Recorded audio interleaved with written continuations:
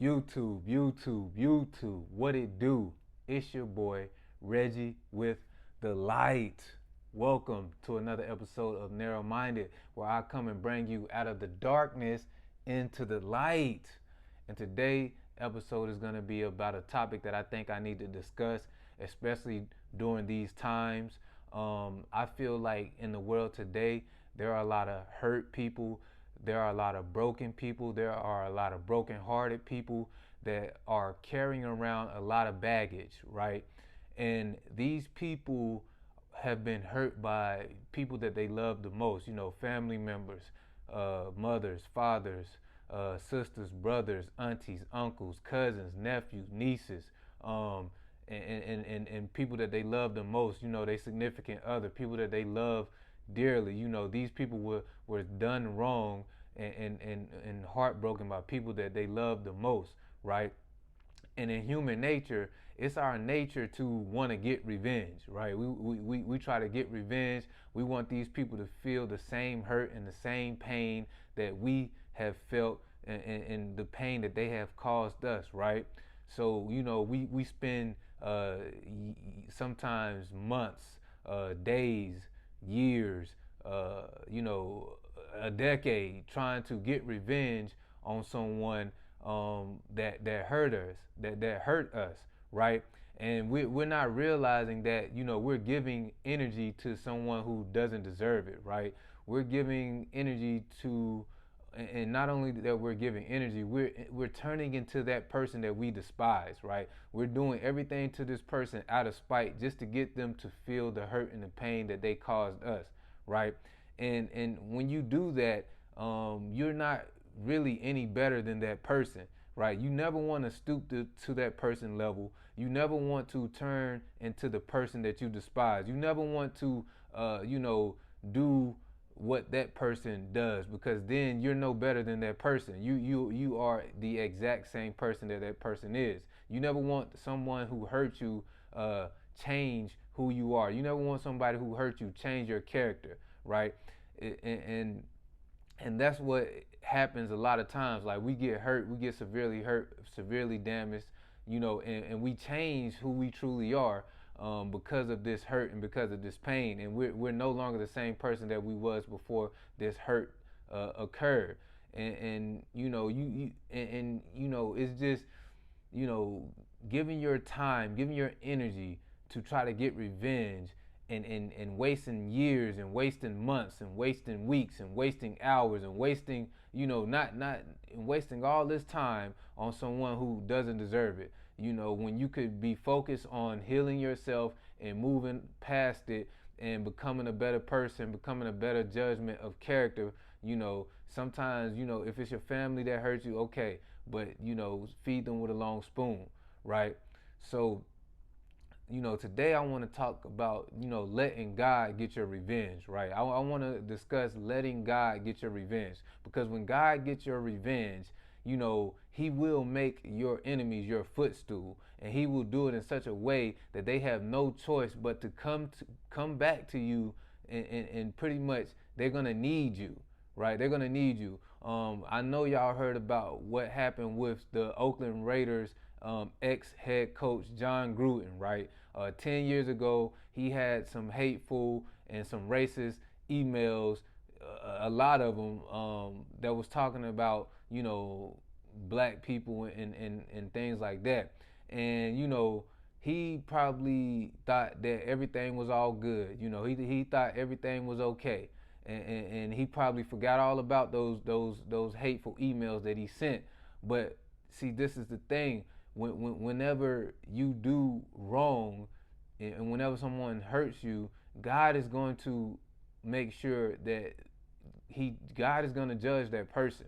See, our problem is we want God to judge the person when we want God to judge the person. God, you need to get them right now because they hurt me. I'm hurt. I'm bitter. I'm angry. You need to do something to them. And we can't tell God when to move. We can't tell God when to work. God work in his ways. He work in his mysterious ways. But when it's all said and done, when the puzzle finally comes together, you will see exactly what God has done in your favor. You just got to give God time to do to work what he's going to work, right?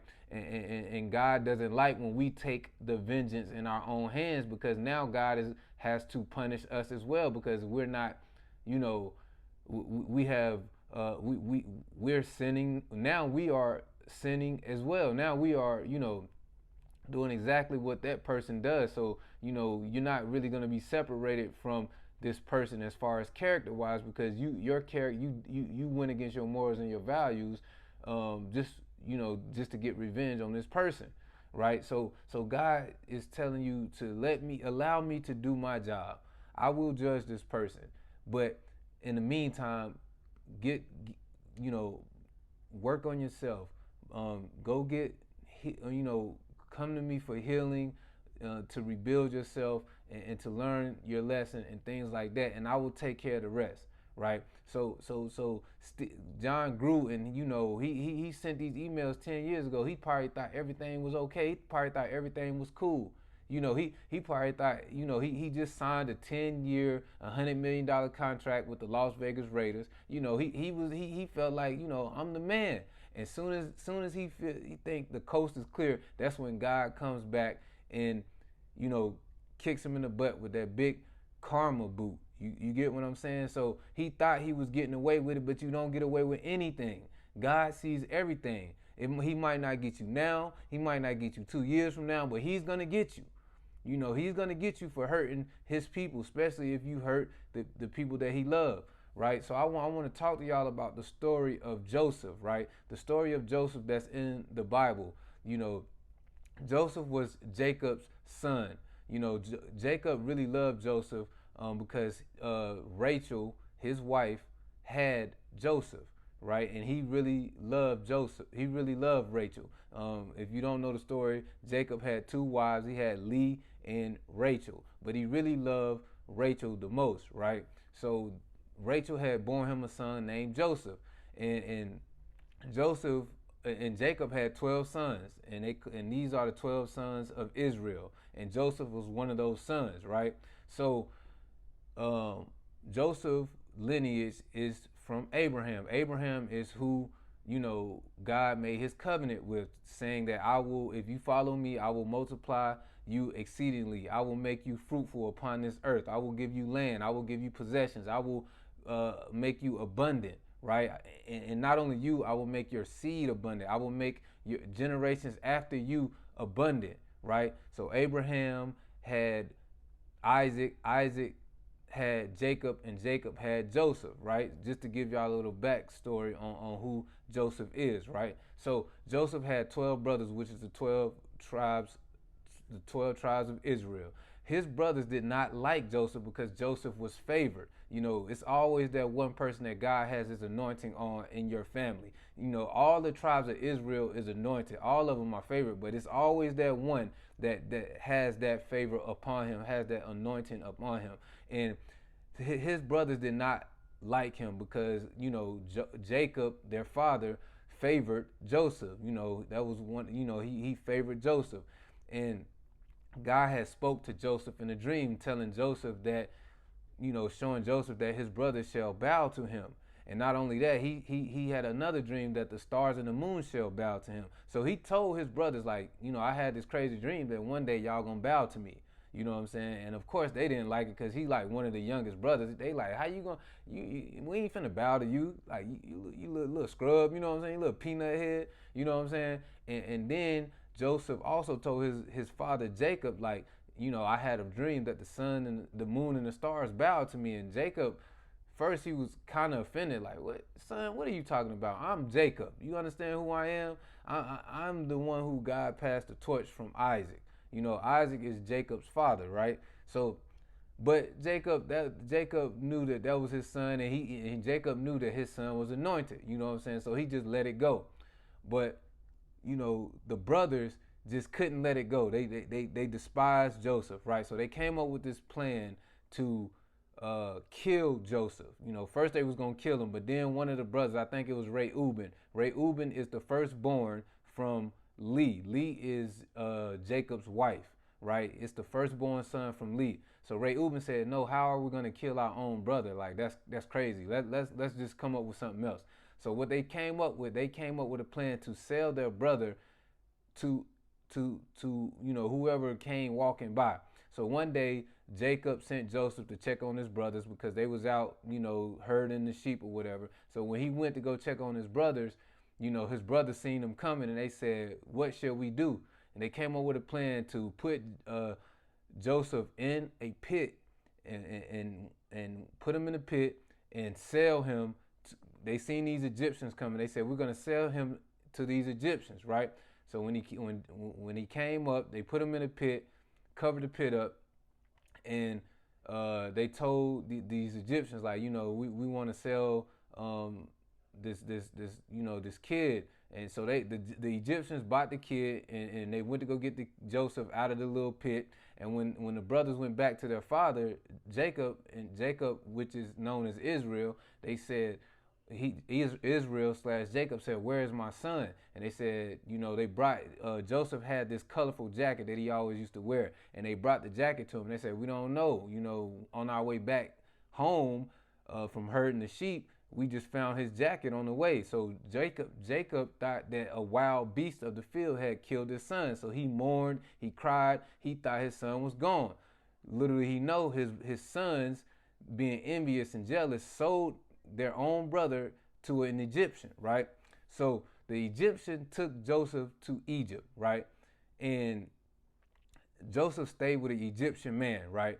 God was still protecting him because, God, once God with you, God is always going to protect you regardless of what's going on in your life. He's always going to be watching over you, keeping you out of harm's way. So God was protecting him. He still had God's anointing. So he lived with this Egyptian man.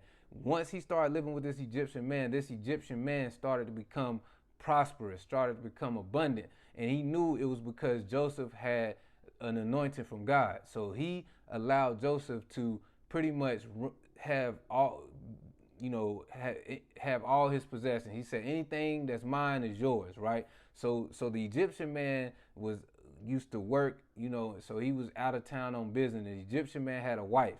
The wife grew quite fond of Joseph. So you know how women do with we know how women do. So the husband gone. So now she trying to get at Joseph. But Joseph, being a man of God, said, "No, I'm not.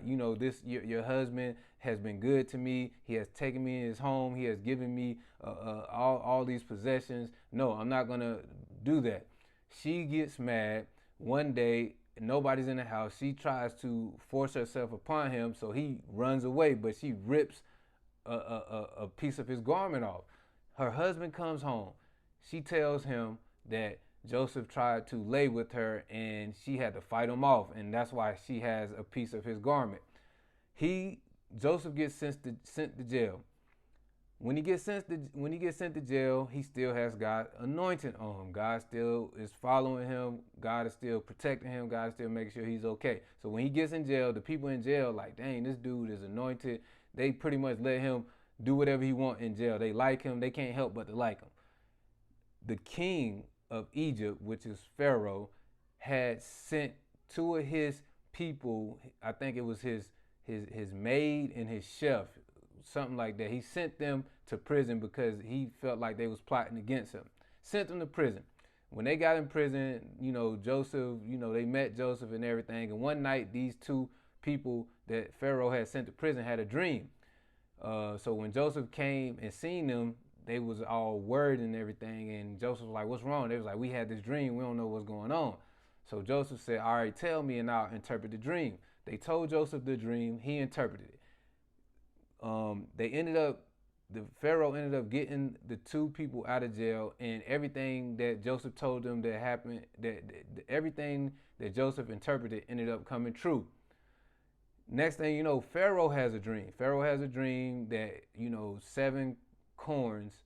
He had 7 stalks of corn, and then it was 7 stalks of bad corn, and the 7 stalks of bad corn ended up devouring the 7 good corns. He had this dream 2 nights in a row. So after he had this dream 2 nights in a row, he was kind of scary. He didn't know what was going on. So he called in witches and magicians and all that to try to interpret the dream. None of them could interpret the dream. The guy that Pharaoh had bailed out of jail, Joseph, the guy that Pharaoh bailed out of jail said, I know a guy who interpreted a dream for me, and everything in the dream came true. So the Pharaoh, of course, sent for Joseph. Joseph came and spoke to the Pharaoh and told him and interpreted his dream and told him, you're going to have 7 good years of abundance, and you're going to have 7 bad years of famine. And so Joseph told the king what you need to do in these 7 good years. You need to stock up. You need to save corn. You need to save bread. You need to do this, do that. The king was so happy. He said, okay, I'm going to put you in charge, second in charge. You are second in charge, right? So Joseph done went from being in prison, being sold into captivity, and being in prison into becoming second in charge of Egypt, right? So the 7 good years went by. Everything was abundant. Everything went according to plan. Joseph was in charge of going to save up the corn and save up the bread. So then the 7 bad years of famine came. And the famine wasn't just in Egypt. It was all over the land. So Joseph's brothers, at this time, the famine was in their land too. So the father said, go buy some corn and some bread from Egypt, because I've heard that there's bread and corn in Egypt. So he sends his sons to Egypt to go buy corn and bread, right? Gives them the money, they go get the bread and the corn. When they get to Egypt, Joseph sees them, and Joseph knows that these are his brothers, but the brothers don't know that this is Joseph. Joseph is his second in command to the Pharaoh, to the king. So when they get to Joseph, they bow themselves down, just like Joseph dreamed, just like he dreamed when he was a little kid. You know what I'm saying? And they had to bow themselves down to Joseph. They had to come to Joseph in order to get food. And this is how God makes your enemies your footstools. This is why you need to wait on God and allow God to get your revenge. Allow God to be the judge, right? You just move on with your life. You just get your healing, move on with your life, and allow God to do what God does, right? Because God sees everything. So the brothers, it's funny because Joseph, as a kid, told the brothers that they're going to bow to him. It wasn't Joseph's fault that God placed this upon him. But they were so envious. They was already envious of him because he was anointed and the father favored him. So they were so envious after Joseph told them about this dream. They sold this man into captivity. They was going to kill him at first. But when God has his anointing on you, God always protects you. And God spoke to one of the brothers and said, no, we cannot kill our brother. So instead, they sold him to captivity, and he ends up becoming second in command to the Pharaoh. And they ended up having to come to Joseph to get food. Do you see how God works? See how he makes your enemies your footstool? Long story short, Joseph finally reveals himself to his brothers. The king gets word of what's going on, and he tells Joseph, bring your family. Bring your brothers, your father, their children, their wives, everybody to Egypt. We will give them one of the best pieces of land to dwell on, to have as a possession, and to multiply and to become fruitful, because you have been so good to us. And if it wasn't for you, we would have been SOL. We would have been, all them good years of abundance, we would have wasted it. But because of you are anointed by God, you saved us. So that's what Joseph did. He went to go get his father and everything, and they was able to live in the land, the only place that they had food and things like that in a time of famine. See how God uses his anointed? So you do not have to worry about what people do you wrong. God will take care of that. Remove yourself from them and heal yourself and become a better person. Don't waste your time. Don't waste years. Don't waste, weeks, months. Don't be in this depressed state. Don't be in this, feel like somebody got over on you. Feel like, nobody is going to ever get over on you. God sees everything. Okay? So they ended up having to bow to Joseph. Joseph is the one that brought them, that was able to provide them food in a time of famine. They had to come and bow to Joseph just to get food. And Joseph is the one who at the end of the day saved their lives. So that's just the quick lesson that I wanted to, give to y'all, the story of Joseph, and the reason why you should allow God to get your revenge. Okay? If you like this video, press that like button, share this, if not, it's all good. As long as you watched it, and hopefully I was able to help you. But anyway, it's your boy Reggie with the light. I'm out.